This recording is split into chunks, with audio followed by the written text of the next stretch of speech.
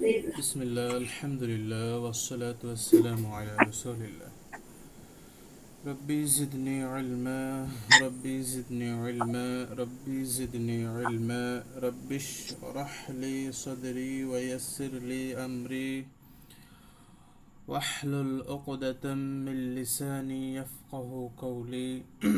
সম্মানিত উপস্থিতি, আলহামদুলিল্লাহ আমরা পঞ্চম অধ্যায় সিফাতুল আসলিয়া ইতিমধ্যে শেষ করেছি।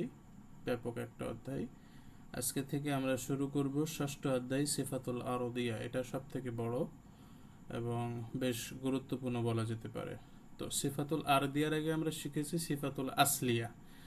তো আসলিয়াটা কি ছিল, এটা যদি কেউ আমাদের ভিতর থেকে কেউ একজন বলতেন, আসলিয়া সিফাতটি কি কি সংক্ষেপে আর কি কেউ যদি বলতে চান বলতে পারেন আমাদের ভিতরে আসলিয়া সিফাতটা কি ছিল, সামারাইজ। হ্যাঁ, কামরুল ভাই বলতে পারেন। জি।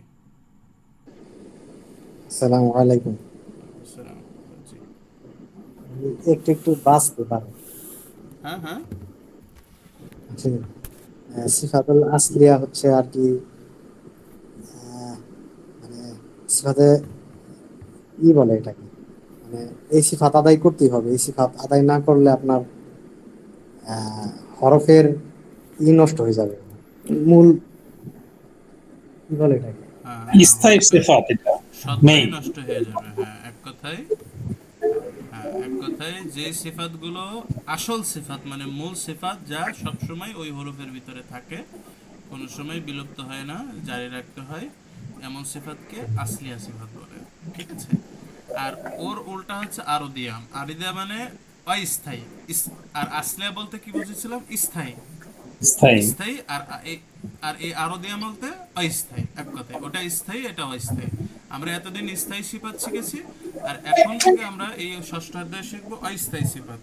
অস্থায়ী সিফাত বলতে যেটা সব সময় থাকে না হরফের ভিতরে। ঠিক আছে, একটা এক্সাম্পল যদি দিই, যেমন আত্মীয়, পরিবার।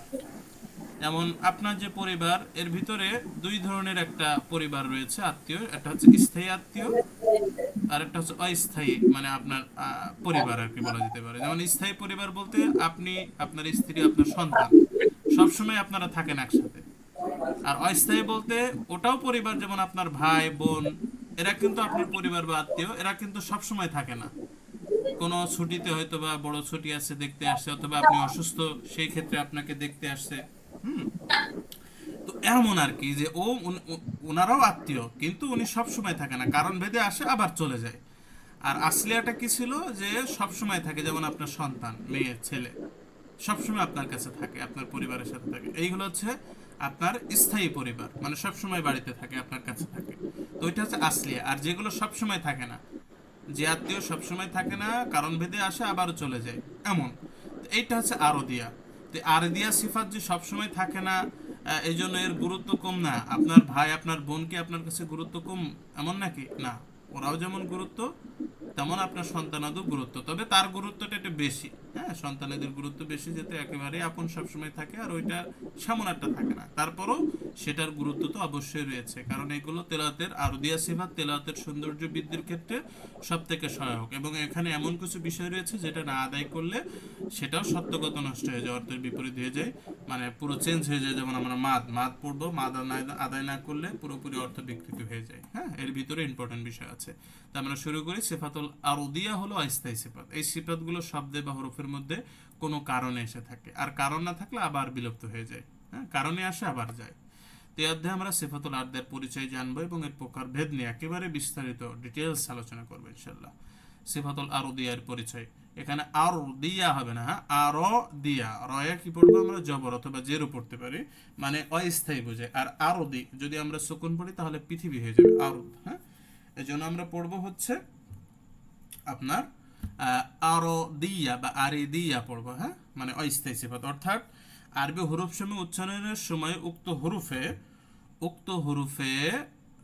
হরুফ সময়ের মধ্যে যে বৈশিষ্ট্য সবসময় সিফাতুল আসলিয়ার মতো, ওই যে সিফাতুল আসলিয়া, হাম, জাহরা, খাওয়া, এগুলোর মতো স্থায়ীভাবে বিদ্যমান থাকে না, বরং হরফের মধ্যে অস্থায়ীভাবে কারণ ভেদে বিদ্যমান থাকে। এমন সিফাত সমূহকে সিফাতুল আরদিয়া তথা অস্থায়ী সিফাত বলে। যেমন নুন সাকিনার পরে, মানে নুন সাকিন অথবা তানবিন যেটাই বলেন না কোনো, এরপর যদি ইকফার হরফ 15টি আছে, ফা কফ তা, এই হরফগুলো যদি আসে তাহলে ওই নুন সাকিনাকে কি করে পড়বো আমরা? ইকফার গুন্না করে পড়বো। ইকফা, হ্যাঁ, যেমন মা তাবা, ওই যে তা আসছে তাই আমরা করছি, এটাকে বলা হয় গুন্নাতুন নাকেস, মানে ইকফার গুন্না করে পড়বো। কিন্তু নুন সাকিনের পর যদি ইজহারের হরফগুলো আসে, হালকের হরফ, যেমন হামজা হা, আইন হা, গইন খ, মান আমান, এই যে মান, এখানে কিন্তু আমি অতিরিক্ত কোনো গুন্না দিলাম না, তার এখানে এখানে আসসালামু ইজহার করে আলাইকুম। পড়লাম। ওয়ালাইকুম আসসালামু আসসালাম। আলাইকুম। ওই যে আপনার মানে স্ক্রিন চেঞ্জ হয়ে গেছে, ওই দেখা যাচ্ছে লোগোটা না? আসতেছে খালি, আর লোগোটা আসতেছে খালি, আমার মনে হয় মোবাইল থেকে এসে গেছে। স্ক্রিন কি কেউ স্ক্রিন শেয়ার দিয়েছিল? আপনাদের ভিতরে আমার মনে হচ্ছে কি স্ক্রিন শেয়ার দিয়ে ফেলেছিল। আপনারা কেউ স্ক্রিন শেয়ার দেন না, হ্যাঁ, নতুন একজন আসছে মনে তো, হয় হ্যাঁ। উনি মনে হয় দিয়ে ফেলেছিল। কেউ স্ক্রিন শেয়ার দিবেন না আপনারা, ঠিক আছে? আমি তাই তো বলি। আচ্ছা, স্ক্রিন শেয়ার না দেখা গেলে আপনারা সাথে সাথেই বলবেন।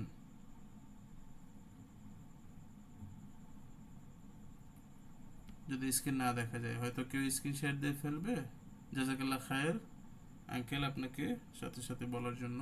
এখন দেখা যাচ্ছে না? জি জি, এখন দেখা যাচ্ছে। আচ্ছা, ঠিক আছে। তো আমরা শুরু করি, কইছিলাম। আচ্ছা, এই যে, তো ওই যে নুন সাকিনের পরে যেটা পড়ছিলাম যে ইজহার হরফ থাকলে ওখানে ইজহার করে পড়তে হবে, কিন্তু ওখানে যদি আপনার ইকফার হরফ থাকে অথবা ইকলাবের হরফ থাকে বা ইদগামের হরফ থাকে, ইদগামের হরফের যদি ইয়া থাকে নুন সাকিনের পরে, তাহলে আমাদেরকে পড়তে হবে মাই ইয়াফআল, এই যে মাই, ইদগাম করে পড়তে হচ্ছে। তার মানে থাকলে ইদগাম, না থাকলে ইজহার। বোঝা গিয়েছে? এই যে ওটা থাকলে হবে, না থাকলে হবে না। তো এই বিষয়টা হচ্ছে আপনার আরদিয়া সিফাত, এটাও কিন্তু সিফাত। এই যে আমরা বলি না গুন্না, ইকফা গুন্না, তারপরে মাদ, এই মাদও কিন্তু একটা সিফাত। তবে এই সিফাতটা স্থায়ী না, যদি জবর উপরে খালি আলিফ আসে তাহলে টান, না থাকলে শুধু হারাকা, মানে এই জন্য এটাকে আরদিয়া বলা হয়, ঠিক আছে? আমরা যে এই যে বলতে মাদ, টাদ বা ইকফা গুন্না, তাফকিম বা ইদগাম, এগুলো আমরা শিখেছি, এগুলোও কিন্তু সিফাত। শুধু ওই যে হাম জহর রাখা এগুলো সিফাত না, ওগুলো তো আসলিয়া সিফাত, আর এগুলো আরদিয়া সিফাত। আচ্ছা, তো এই সিফাতুল আরদিয়া এর প্রকারভেদ আমরা আজকে একটু পরিচয় জানবো। আমরা বিস্তারিত মাদ আগামী সপ্তাহ থেকে পড়বো। প্রকারভেদ মাদের আলোচনা আজকে চলবে। তো সিফাতুল আরদিয়া প্রধানত খেয়াল করতে হবে, প্রধানত 4 প্রকার। আমরা আগে পড়েছিলাম আসলিয়া প্রধানত 2 প্রকার ছিল, কি মুতাদাদ্দা, গয়রুল মুতাদাদ্দা। আর এখন হচ্ছে সিফাতুল আরদিয়া ও স্থায়ী সিফাত, এটা প্রধানত 4 প্রকার।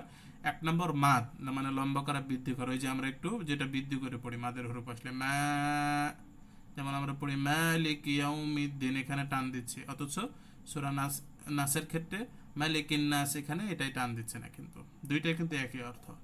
তার মানে যে মার পরে জবর বা খাড়া আলিফ ওখানে সংক্ষেপে দেওয়া, এটা আছে, এই কারণে আমাদেরকে মালিকি টান দিতে হচ্ছে, এটাই মূলত মাদ। তাফকিম ও তারকিক বলতে এখানে লাম, নুন এবং রয়ে স্থায়ীভাবে কখনো মোটা আবার কখনো পাতলা করে পড়তে হয়। মানে যে রিজন আসলে ওটা মোটা হবে, রিজন থাকলে সেই মানে পাতলা করে পড়তে হবে। সেটা রয়ের ক্ষেত্রে হয়, লামের ক্ষেত্রে, আলিফের ক্ষেত্রে হয়, সেটা আমরা পরের অধ্যায়ে জানবো। আহকামুন নুন ইস সাকিনা ও তানবিন, মানে নুন সাকিন এবং তানবিন, বা মিম ইস সাকিনা, মানে মিম সাকিনের হুকুম রয়েছে। যেমন নুন সাকিনের হুকুম রয়েছে 4টে, কখনো ইজহার, কখনো ইকফা, ইকলাব এবং ইদগাম করে পড়তে হয়। আর মিম সাকিনের হুকুম রয়েছে 3টে, ইকফা, ইদগাম এবং ইজহার। তো এইটা একটা টোটাল বলা যেতে পারে 60টি এখানে রুলস প্রকার রয়েছে, হুকুম রয়েছে, এটা আমরা ওখানে জানবো। আর একটা হচ্ছে আলাকাতুল হরফ, এটাকে অন্যান্য বইতে এটা একটা অ্যাডভান্স টাইপের, এটাকে ইদগাম বলা হয়ে থাকে, হ্যাঁ। আলাকাতুল হরফ মানে হরফ সময়ের সম্পর্ক। তো কিছু কিছু ক্ষেত্রে একই মাখরাজ বা একই সিফাত যদি থাকে পরপর, প্রথমটি যদি সুকুন হয়, পরেরটি যদি হারাকা হয়, তাহলে সেখানে ইদগাম পরিবর্তন হয়। যেমন এর কাম মায়না একটা হরফ আছে কোরআনে, এখানে এর কাব, তারপরে মায়না আছে। তো যেহেতু বা আছে, বা এবং মিম পরে একই মাখরাজ, তো এর কাব মানা একসাথে পড়াটা দেখুন কষ্টকর। তো এই ক্ষেত্রে ওই বাটা উচ্চারণ না করে মিমের সাথে ইদগাম করে পড়তে হয়, পড়তে হয় কই এর কাম মানা, বা পুরো বিলুপ্ত। তো এমন আছে, আলাকাতুল হরফের এমন প্রকার রয়েছে 4টি। আবার ওই 4টি প্রকার আবার 3টা প্রকার রয়েছে, হ্যাঁ, এগুলো অনেক অ্যাডভান্স। তো এটা আমরা পরবর্তীতে শিখবো। এই কারণে এই অধ্যায়টা অনেক মানে একটু বেশি আলোচনা চলে আসছে, হ্যাঁ। তো এটা আমরা পরপর শিখবো। তবে এখন আমরা শিখবো 1 নম্বর যে প্রকারটা মাদ। তো মনে রাখা ভালো যে অন্যান্য বইতে, অ্যাডভান্স বইতে আপনারা সিফাতুল আরদিয়া কোনোটাই 10 প্রকার, 12 প্রকার এমনও পাবেন, হ্যাঁ। তো ওনারা করছে কি, যেমন এখানে নুন সাকিন তানবিনের যে হুকুমগুলো রয়েছে, ইদফা, ইদগাম, ইকলাব, এগুলো আলাদা আলাদা করে প্রকার বর্ণনা করেছে ভেঙে। ঠিক আছে, যার ফলে অতগুলো করে ফেলছে। মূলত এই ভাঙাটা কখনোই প্রয়োজন ছিল না, কারণ ওটা তো ভাঙা যাবে না, ওটা তো নুন সাকিন তানবিনের আপনার হুকুমের প্রকার আর কি। ওটা মূল হচ্ছে নুন সাকিন তানবিনের বিবরণ আর কি। তো এইটা হচ্ছে মূল, ওখান থেকে ভাঙা ওইটা আসছে। তো এই জন্য অনেক বইতে ওইটাই করে ফেলছে ওনারা, সব ভেঙে একবারে 10-12টা প্রকার করে ফেলছে। তো ওটা ধারাবাহিক হয় না, এটাই মূলত ধারাবাহিক, যে এটা থেকে ওইগুলো আসছে, তাফকিম থেকে ওইগুলো আসছে, আলাকাতুল হরুফ থেকে ওই প্রকারগুলো আসছে, হ্যাঁ, মাদ থেকে ওই প্রকারগুলো আসছে, এইভাবে শিখতে হবে আমাদেরকে। তাহলে ওটা কিভাবে কোথা থেকে কি আসছে ওটা আমাদের সহজ হবে জানা।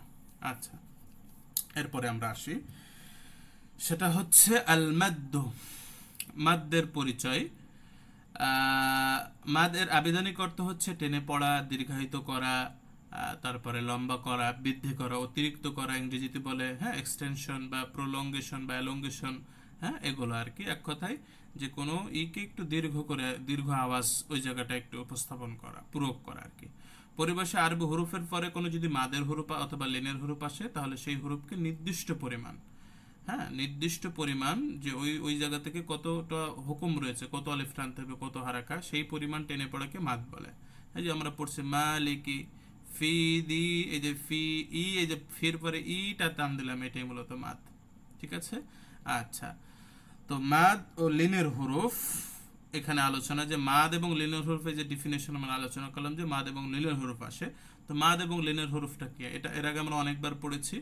মাদের হরফ হচ্ছে তিনটি, মাখরাজ এটা পড়েছিলাম জৌফ হিসেবে, হ্যাঁ, আলিফ ওয়া ইয়া।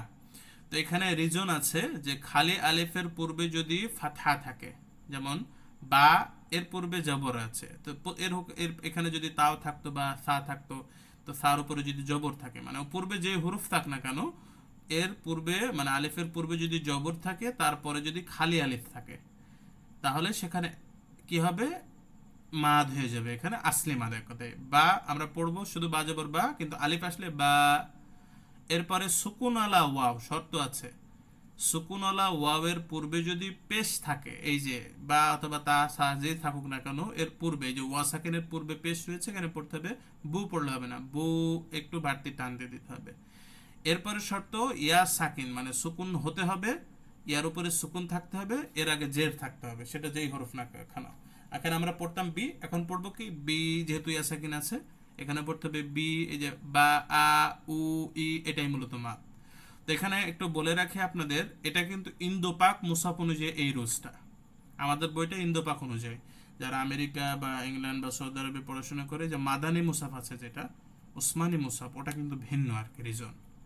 এই যে আমাদের সুকুন আলা ওয়া বলা হচ্ছে, সুকুন আলা ইয়া, ওখানে কিন্তু ওই রিজন নাই, সুকুন এবং ওয়া থাকে না ওখানে, ওয়ার উপরে সুকুন বা ইয়ার উপরে সুকুন থাকে না মাদে না।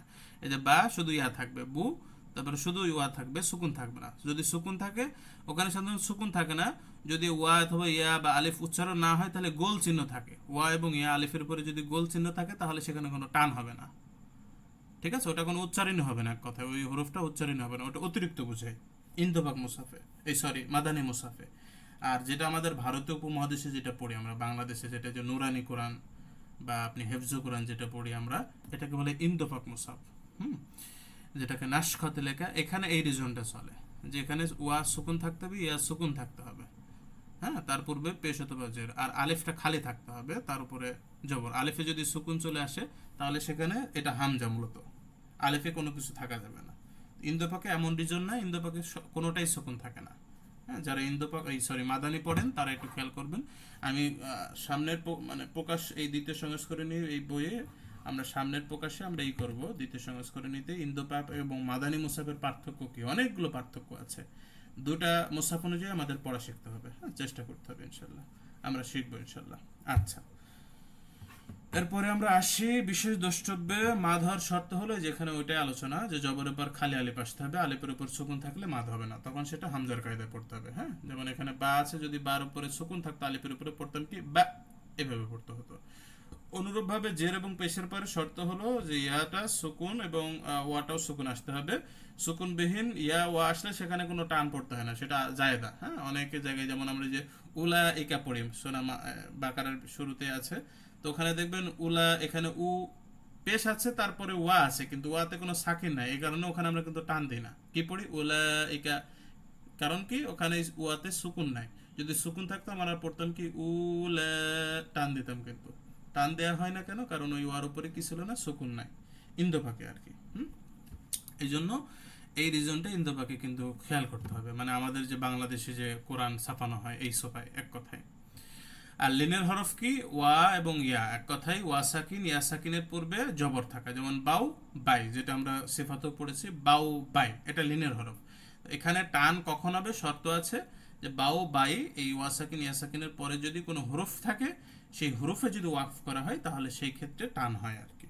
হ্যাঁ, বাউ যদি আমরা এখানে ধরি তা বাউত, যে বাইত, টান হবে। যদি মিলিয়ে পড়ি একসাথে, যদি পরের শব্দের সাথে বাইতাল্লাযী, তাহলে টান হবে না। অথবা এই এই শুধু যদি ইয়া সাকিন থাকে, এখানে যদি আমরা ওয়াকফ করি, পরে যদি কোনো হরফ না থাকে, তাহলে পড়তে হবে বাই, বাউ, কোনো টান নাই, নরম করে পড়তে হবে। এই শর্ত হচ্ছে পরের হরফ থাকতে হবে ওয়া সাকিনের পূর্বে, সেখানে ওয়াকফ করতে হবে। হ্যাঁ, তো সেই ক্ষেত্রে এক আলিফ, দুই আলিফ, তিন আলিফ সব দেওয়া যাবে, সেটা আমরা পরবর্তীতে এর হুকুম আলোচনা করবো ইনশাল্লাহ। তো এখন এই যে তেলাওয়াত। এক মিনিট, হ্যাঁ হ্যাঁ, জি জি। আসসালামু আলাইকুম।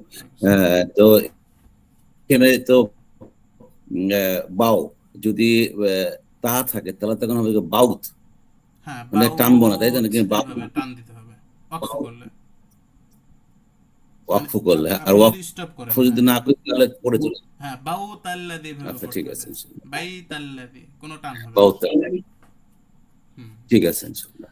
মানে আমরা লিনে বিস্তারিত আলোচনা করব, মানে এখানে আর কোনো টান হবে না। ওয়াকফ লিনে হরফে শর্ত হচ্ছে ওয়াকফ করতে হবে পরের হরফে। আর এই যে এই একেবারে মাদের যেটা হরফ, এখানে ওয়াকফটা শর্ত না, ওয়াকফ করলেও টান হবে, না করলেও টান হবে। হ্যাঁ, আসলি মাদে আর কি। আচ্ছা, লিনের হ্যাঁ, হরফটা বুঝেছি। সবসময় হয় না। আচ্ছা, এখন তেলাওয়াতে মাদের গুরুত্ব কতটুকু? সব থেকে এই যে সিফাতুল আরদিয়ার ভিতরে মাদটা সব থেকে ইম্পর্টেন্ট, একেবারে বলা যেতে পারে, এটাও আসলিয়া বলা যেতে পারে। কারণ আসলিয়া যেমন না প্রয়োগ করলে ওই হরফের অস্তিত্ব থাকে না, তেমন এই মাদ যদিও আপনি না প্রয়োগ করেন, ওই হরফে যদি মাদ থাকে, তাহলে তার অর্থের অস্তিত্ব থাকবে না। মানে ওটার উচ্চারণে সিফাতুল আসলিয়াটা হচ্ছে উচ্চারণের অস্তিত্ব থাকে না। সজ জায়গায় সা পড়লে ওটা সিনে পরিণত হবে। তো ঠিক তেমনি এই তেলাওয়াতে মাঠটা হচ্ছে অর্থে, আওয়াজ না, অর্থের কি হয়ে যাবে? পুরোপুরি বিকৃত হয়ে যাবে, নষ্ট হয়ে যাবে। এটা আমরা এখন দেখব যে আরবি ভাষায় মাদের গুরুত্ব অনেক বেশি, কেননা আরবি ভাষার মধ্যে মাদ কম বা বেশির কারণে অর্থের ব্যাপক পরিবর্তন হয়ে যায়। যেমন আমরা পড়ি লা ইলাহা ইল্লাল্লাহ, এই যে এখানে এর অর্থ হবে আল্লাহ ছাড়া কোনো মাবুদ, সত্য কোনো মাবুদ, উপাস্য নেই। পৃথিবীতে অসংখ্য মাবুদ রয়েছে, উপাস্য রয়েছে, কাঠ পূজা করে, মূর্তি পূজা করে, সবগুলো বাতিল মাবুদ। একমাত্র কল্যাণ অকল্যাণের ক্ষমতা আল্লাহ রয়েছে, এজন্য তিনি প্রকৃত সত্য মাবুদ। এই যে লা, এটা লা লাফিয়া জিনসিয়া বলা হয় আরবি ব্যাকরণে। হ্যাঁ, তো এখানে টান দিতে হবে একালে মাদ কমপক্ষে। কিন্তু এই লামে যদি কেউ না টান দিয়ে, হ্যাঁ, না টান দিয়ে এইভাবে পড়ে লা ইলাহা ইল্লাল্লাহ, লা ইলাহা এই যে লা ইলাহা ইল্লাল্লাহ, লার সাথে ইটা সাথে সাথে পড়ে নাই, তাহলে এর অর্থ হয়ে যাবে, তখন এই লাটা হয়ে যাবে লামে তাকিদ, যেটা গ্রামারে বলে লামে তাকিদ। মানে অবশ্যই অবশ্যই অর্থ হয়ে যাবে যে অবশ্যই অবশ্যই, নাটা তো থাকবে না, অর্থ হয়ে যাবে যে অবশ্যই অবশ্যই আল্লাহ ছাড়া কোনো উপাস্য আছে, নাউজুবিল্লাহ। এখানে দেখেন কি রয়েছে, যে কোনো উপাস্যই নেই আল্লাহ ছাড়া সত্য। আর এখানে যদি লাতে যদি টান না দিয়ে পড়ি, লা না পড়ে যদি লা ইলাহা ইল্লাল্লাহ পড়ি, তাহলে অর্থ হয়ে যাবে যে লা অবশ্যই আছেন, মানে উপাস্য তো আছেন, আরো তাকিদ দিয়ে যে অবশ্যই অবশ্যই আছে, তাহলে কি মান থাকবে? পুরোটা নষ্ট হয়ে যাবে। তাহলে অর্থ দেখেন কত চেঞ্জ হয়ে গেল লাতে টান দেওয়ার কারণে। এই জন্য অনেকে যে জিকির করে, বিশেষ করে যারা একটু ফকরে মার্কার লোক, মানে একটু মাজারি মাজার পূজারি টাইপের বা পীর পূজারি, এক কথাই তারা এই যে লাই লাই মানে জিকিরের ভিতরে নামাজের পরে এইভাবে বলে, মানে জিকিরটা তো নষ্ট করছে, অর্থটা বিকৃত করছে। বুঝতে পারছেন? তো এইভাবে কি করা যাবে না, আমাদের উচ্চারণ করা যাবে না। যেমন আর একটা বিষয় আল্লাহু আকবার, সবসময় আমরা এটা পড়ে থাকি, তাই না? আল্লাহু আকবার, এটার অর্থ আল্লাহ সব থেকে বড়। আমরা আজানের ক্ষেত্রে, ইকামতের ক্ষেত্রে বা নামাজে তাকবীরের ক্ষেত্রে সব জায়গায় এটা পড়ে থাকি। তো অনেক ক্ষেত্রে কি হয়, এই আল্লাহ আকবার, এই আকবারে কোনো টান নাই, কিন্তু অনেকেই এই বাতে একটু টান দিয়ে ফেলায়। হ্যাঁ, পড়ে কি আল্লাহ আকবার, এই যে বার যদি একটু টান দিয়ে ফেলায়, তাহলে এর অর্থ হয়ে যাবে আল্লাহ সবচেয়ে বড় ঢোল, বড় জায়গায় ঢোল হয়ে যাবে, নাউজুবিল্লাহ। দেখেন কত সেন্স। তো এই আমাদের বাংলাদেশে ম্যাক্সিমাম আপনি মুয়াজ্জিনের দেখবেন, খেয়াল করবেন যে এরা যখন আজান দেয় তখন এইভাবে পড়ে আল্লাহু আকবার আল্লাহু আকবার, এই যে বাতে টান দিয়ে ফেলে, এক আলিফ তিন আলিফের টান মতো। আবার অনেক ইমামই যারা শুদ্ধ করে তেলাওয়াত পারে ভালো মোটামুটি, কিন্তু যখন এই যে প্রথম রাকাত পড়ে দ্বিতীয় রাকাতে উঠতে যায়, হ্যাঁ, তখন একটু টান দিয়ে ওঠে আর কি আল্লাহু আকবারে। তো টান দিতে যে করে কি, যে আল্লাহু আকবার, এই যে বারে টান দিয়ে কি করে যে আমি এবার উঠবো আর কি, তো সবাই উঠে পড়ে। তো এই বারে টান দিলে কি হয়ে গেল, অর্থ ঢোল হয়ে গেল। এই বারে টান দিয়ে ওঠা যাবে না, একটু যদি টান দিতে আল্লাহু আকবার এভাবে একটু করা যেতে পারে, উচ্চ করা যেতে পারে। তো বার বলে টান দিলে কি হয়ে যাবে, বড় ভুল হয়ে যাবে। এই জন্য এই তেলাওয়াতে খুবই সতর্ক ম্যাক্সিমাম ইমামদের, কিন্তু আমি এটা দেখেছি। হ্যাঁ, এটা কিন্তু বড় ভুল। তাছাড়া আরবিতে যারা গ্রামার পড়ে এটা একটু ভালো জানবে যে মাদ কিন্তু নতুন অর্থ তুলতেও কিন্তু সাহায্য করে। যেমন নাসারা এটা ফেলে মাজি, যার অর্থ সে একজন ব্যক্তি সাহায্য করেছে। হ্যাঁ, সে একজন ব্যক্তি, হ্যাঁ, যে কাউকে মেরেছে বা সাহায্য করেছে একজন, এটা অর্থ বোঝায়। আর এই রতে যদি একটা আলিফ দিয়ে টেনে পড়া হয় নাসার, তখন এর অর্থ হয়ে যায় কি, যদি একটা আলিফ দিয়ে যোগ করে একটু টান দিয়ে পড়ি তখন এখানে অর্থ হবে দুইজন ব্যক্তি। র টানে দুজন হয়ে গেল, আর টান না দিলে একজন। বুঝতে পারছেন? তাহলে দেখেন যে আরবিতে টান না দিলে অনেক সময় ব্যতিক্রম হয়ে যায়, আবার টানে কি করতে হয়, অনেক ক্ষেত্রে নতুন অর্থ তুলতে হয়। তো এই ক্ষেত্রে মাদ আমাদের বাংলা ইংরেজির মতো না যে টানে অর্থ তোলে, টানে অর্থ করে না। হ্যাঁ, এমন কোনো না যে আমরা ভাত খেয়েছি, ভাতে টান দিলে যে ভাত কি দুবচন হয়ে যাবে, এমনটা না। হ্যাঁ, এমন আরবিতে, এই বাংলা ইংরেজিতে এমন নাই, কিন্তু আরবিতে আছে। ঠিক আছে, এই ক্ষেত্রে আরবির ক্ষেত্রে খুব সতর্ক মাদে। এই জন্য আমরা একটা গুরুত্বপূর্ণ অধ্যায় আমরা আসছি, এই মাদে আমরা কিন্তু বি কেয়ারফুল হব আর কি, খুবই সতর্ক হতে হবে। মাদ তো আদায় করতে হবে, তবে ধারাবাহিকতা রক্ষা করতে হবে। হ্যাঁ, ইনশাল্লাহ। তো একটা বিষয় খুব কনফিউজ থাকে, এখানে অনেকের ভুল আছে, মাদ দীর্ঘ করার পরিমাণ এবং পরিমাপ কতটুকু হবে। এটা আমাদের বাংলাদেশে ম্যাক্সিমামই ভুল করে, এবং অধিকাংশ কোরআনেই এটা ভুল আমাদের ছোটকালে পড়িয়েছে এবং পড়াই মাদ্রাসায়। আজকে আমি সম্পূর্ণ ক্লিয়ার করে দিব যে আমাদের মাদের পরিমাণ আসলে কতটুকু করতে হবে, এক আলিফ মাদ বলতে কি বোঝায়। হ্যাঁ, একটু খেয়াল করবেন এখানে। তো মাদ দীর্ঘ করার পরিমাণ ও পরিমাণ, আরবি পরিভাষায় মাদ দীর্ঘ করার পরিমাণ হারাকা দ্বারা প্রকাশ করা হয়, এক কথায় খেয়াল করবেন, হারাকা। আর দেশি পরিভাষা আমরা আলিফ দ্বারা করি। হ্যাঁ, আরবিতে বলে 2 হারাকা, 6 হারাকা, 4 হারাকা, আর আমরাতে বাংলাতে বলি কি 1 আলিফ, 2 আলিফ, 3 আলিফ। আরবি পরিভাষায় হারাকা বলে ওরা, আর আমরা কি দেশি পরিভাষায় আলিফ বলে। হ্যাঁ, তখন হারাকা আলিফ কি এটা আমরা জানবো।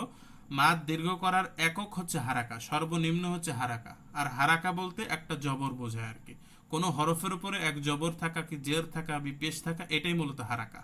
যেমন এই যে বা জবর বা, এটা মূলত হারাকা, এক হারাকা। বাজের বি, এটা মূলত এক হারাকা। তা বা পেশবু, এটা এক হারাকা। তো যদি দুইটা হারাকা হরফের উপরে দুইটা হারাকা থাকে, তাহলে এখানে 2 হারাকা। বা বি, এটা মূলত 2 হারাকা।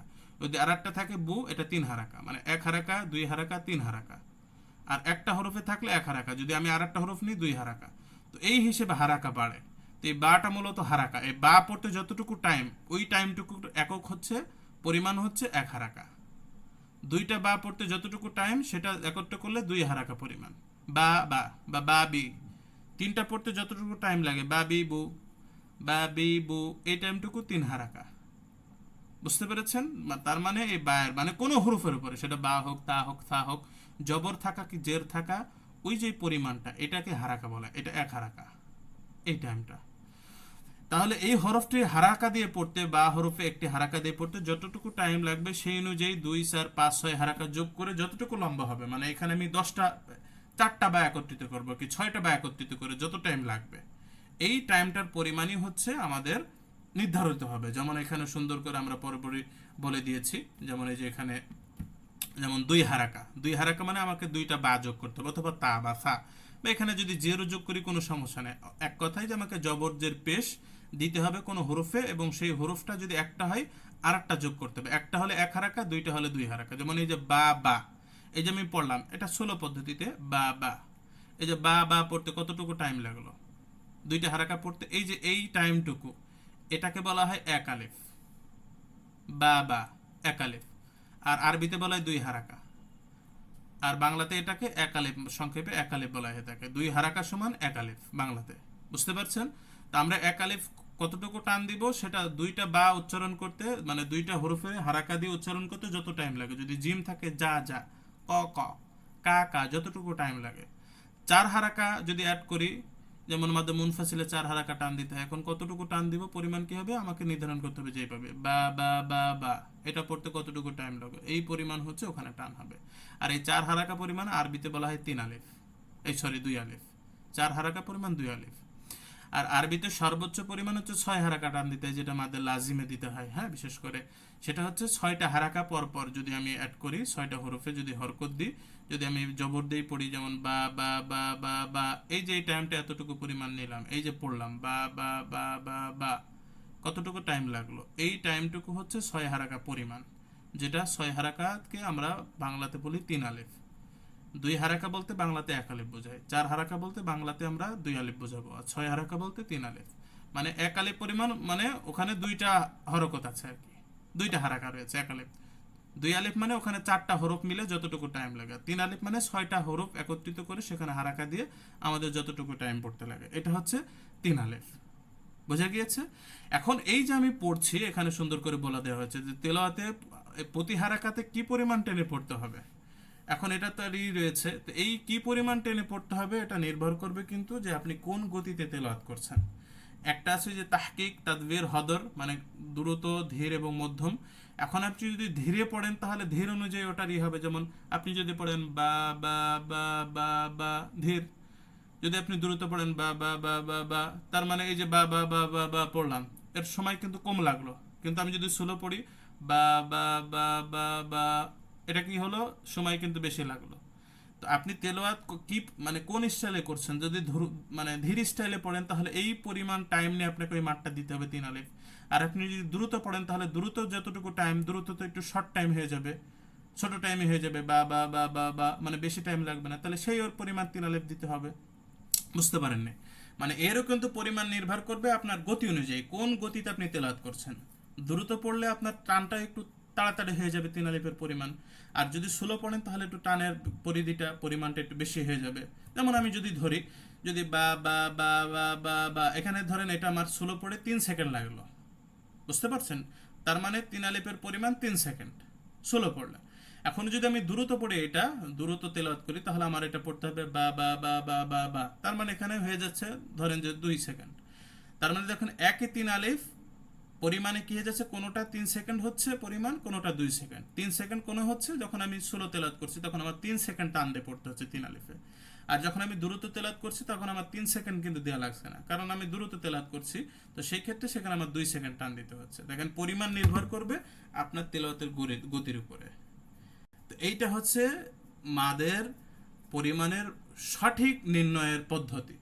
অনেকে আমাদের শিখিয়েছে বা আমরা শিখেছি, উস্তাদ শিখিয়েছে যে একটা আঙুল উঁচু করতে যতটুকু টাইম লাগে অতটুকু 1 আলিফ, দুইটা উঁচু করতে যতটুকু টাইম লাগে স্বাভাবিক নিয়ম এটা 2 আলিফ। এটা কিন্তু একটা আনুমানিক ধারণা, এটা কিন্তু একটা আনুমানিক ধারণা, মূল সঠিক পদ্ধতির নির্ণয় কারক ওইটা কিন্তু না, এটা ধারণা করে বলা হয়। মূল নির্ণায়ক হচ্ছে এইভাবে। কিন্তু আমরা এই যে আলিফ পড়েছি 2 আলিফ, এটা যে হারাকা দ্বারা বোঝাই এটা তো সাধারণত বেশি ম্যাক্সিমামই না বোঝায়। এই হারাকা, 2 হারাকাতে 1 আলিফ হয়। আরবিতে ওরা 2 হারাকাই বলে আর কি, আরবিতে কেউ 1 আলিফ বলে না। হ্যাঁ, তো আরবি পদ্ধতিটা সঠিক, এইটাই ট্রাই করতে হবে। হ্যাঁ, তবে আমরা দুই পদ্ধতিতেই শিখবো ইনশাল্লাহ, কখনো 2 আলিফ বা 6 হারাকা সবই উল্লেখ করে দেওয়া হবে। ঠিক আছে। আর একটা ব্যাপক সংশোধনী হচ্ছে বাংলাদেশে এটা বেশিবার ভুল করে, সেটা হচ্ছে মাদের স্তর।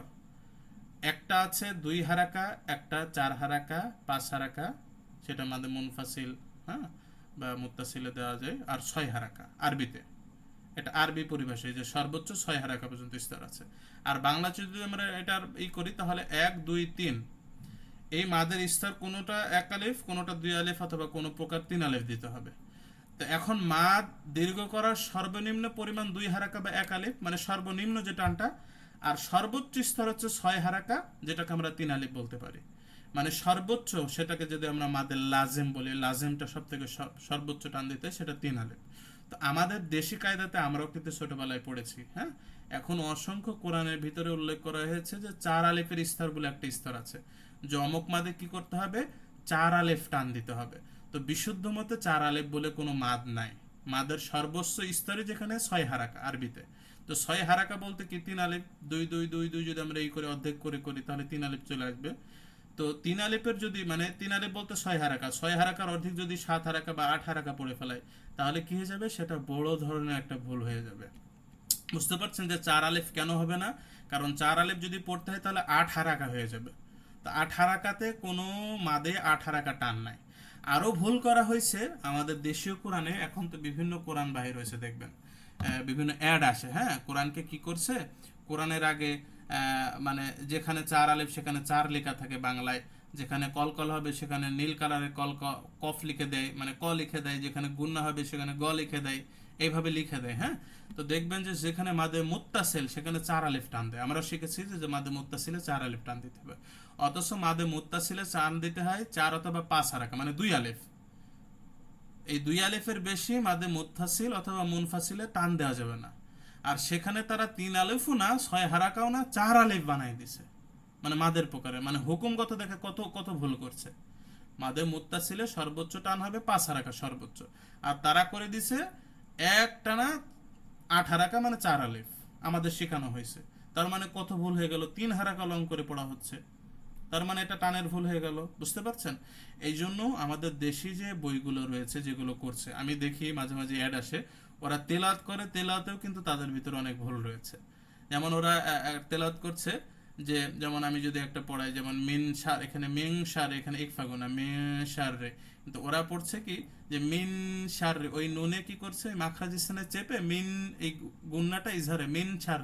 যদি আমাদের এখানে যদি ইজহার থাকে মান আমানা, এই যে মান আমি জিহবা যেখানে রেখেছি ওখানে চেপে ধরে রেখে একটু গুন্নাটা বর্ধিত করে দিচ্ছি, যেমন মিন সার এইভাবে পড়ছে।